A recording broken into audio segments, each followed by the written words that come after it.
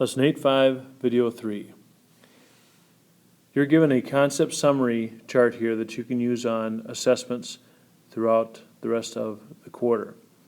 However, before we go through this detail about how to create a perfect square and complete a square when you don't have the right beginning material, let's try an example first and see what it looks like before we start to dabble in the details. Now here it says solve by completing the square. It didn't say solve by rooting both sides. So this one tells me that it's not going to be ready. However, I do want to show you something, and that is that I can take this trinomial and I can factor it.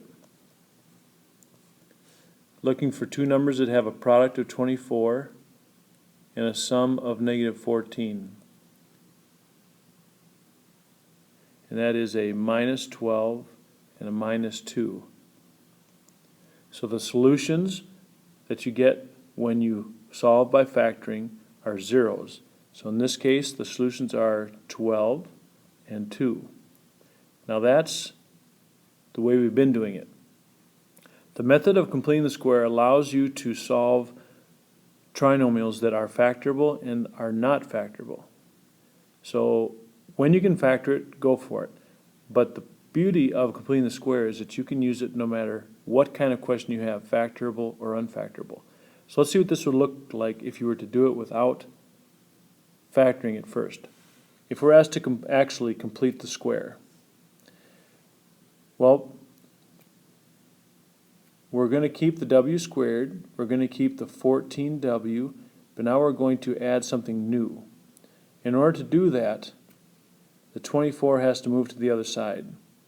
And if I want to move the 24 to the other side, I have to subtract it. Now what number goes in there? Well, as we stated, we take half of 14.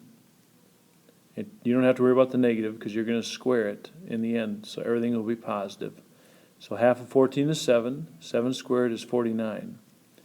Now I'm going to add 49 to the left side and the right side because it's a teeter-totter and we cannot add something to one side of an equation without messing up the balance.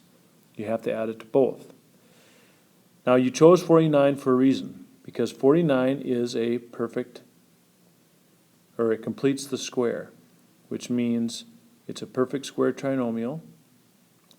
You're looking for two numbers that have a product of 49 and a sum of negative 14.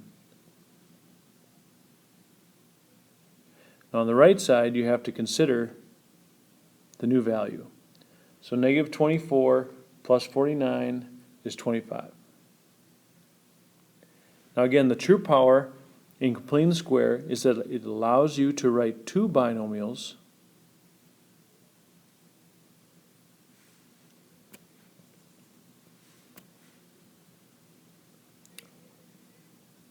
as one quantity squared.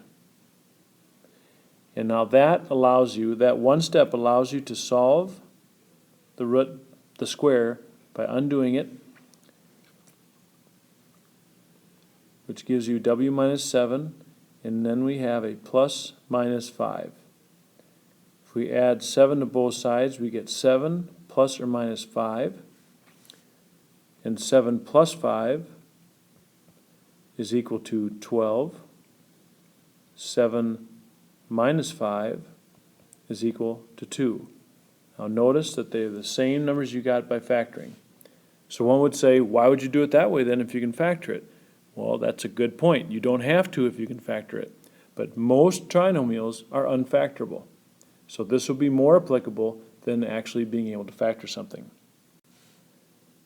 So to close, let's go back to the table that was given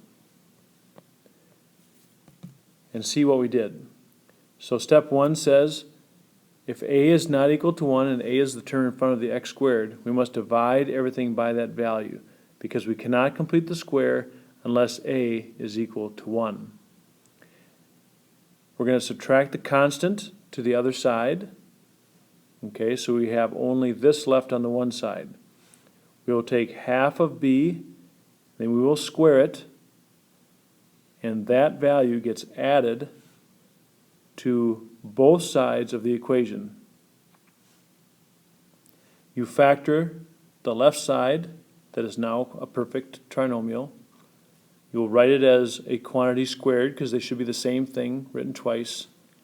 And then you solve by taking the root of both sides.